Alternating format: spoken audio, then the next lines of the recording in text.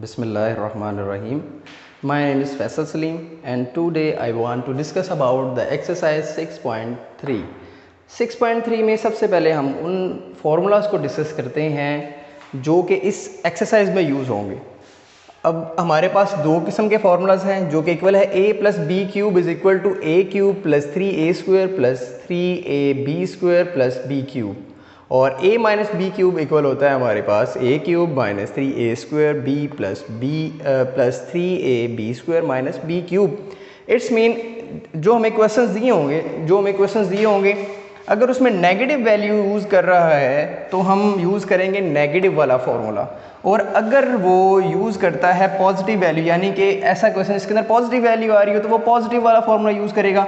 अब चूँकि इसके दरमियान में नेगेटिव वैल्यू है तो हम ये वाला फार्मूला यूज़ करते हैं, तो हम एज इट इज़ सेम उठा के नीचे फार्मूला लिख देंगे। अब इसके नीचे इसी फार्मूला के नीचे हमने इसका क्वेश्चन लिख दिया। क्वेश्चन हमारे पास क्या है, a माइनस 5 का क्यूब।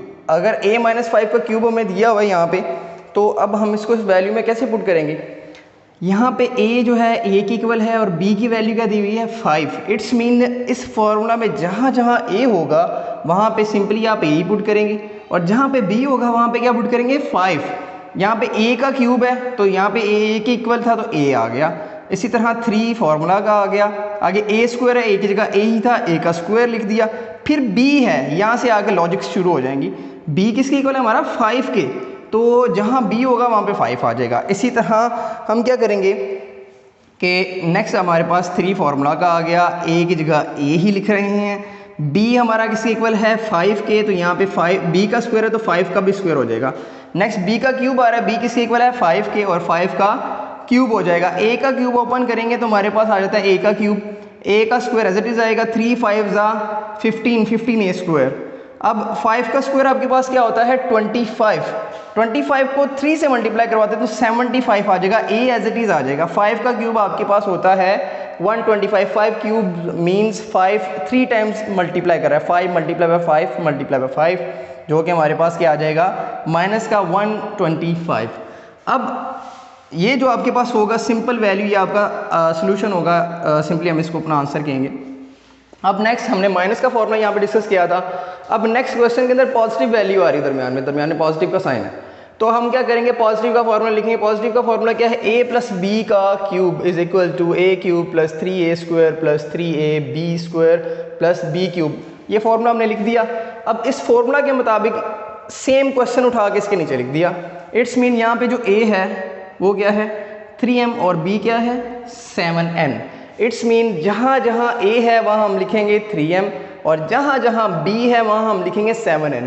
यहाँ पे a क्यूब है, इट्स मीन 3m क्यूब, और 3 एज इट इज आ जाएगा। a का स्क्वायर है 3m स्क्वायर, b हमारा क्या है 7n, तो यहाँ पे आ जाएगा 7n और प्लस 3 आ जाएगा। a की जगह हमने लिख दिया 3m और b की जगह लिख दिया हमने 7n square plus b cube है, तो इट्स मीन b हमारा 7n है तो 7n का क्यूब आ जाएगा।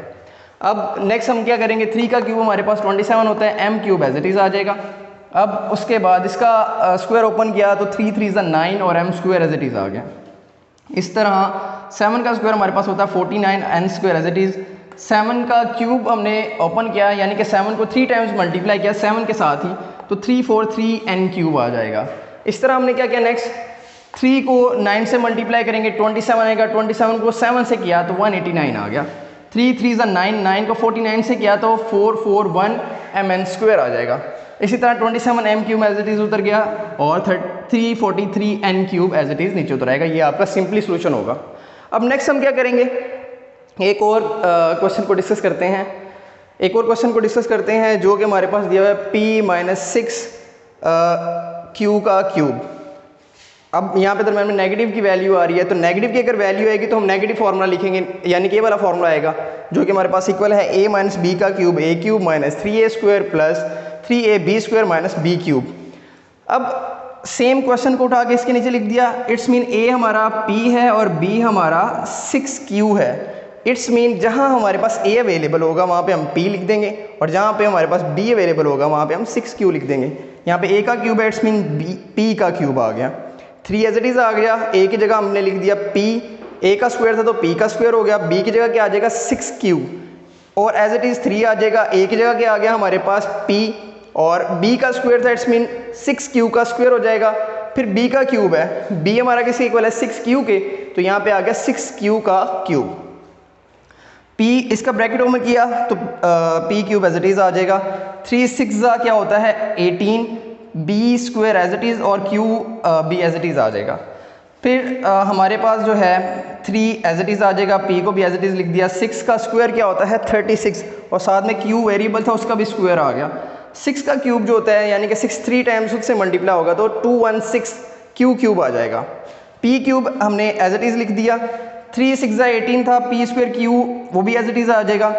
अब 3 को 36 से मल्टीप्लाई करेंगे तो हमारे पास 108 आ गया, p और q का स्क्वायर का प्रोडक्ट आ गया। 216 क्यूब एज इट इज़ नीचे उतार दिया। ये आपका सिंपली सोल्यूशन होगा। तो ये आपको वो क्वेश्चन दिए गए हैं जो कि हमने समर पैक में पहले से ऑलरेडी डिस्कस किए थे। होप सो आपको समझ आ गई होगी और आपने इसकी प्रैक्टिस घर पे करनी है।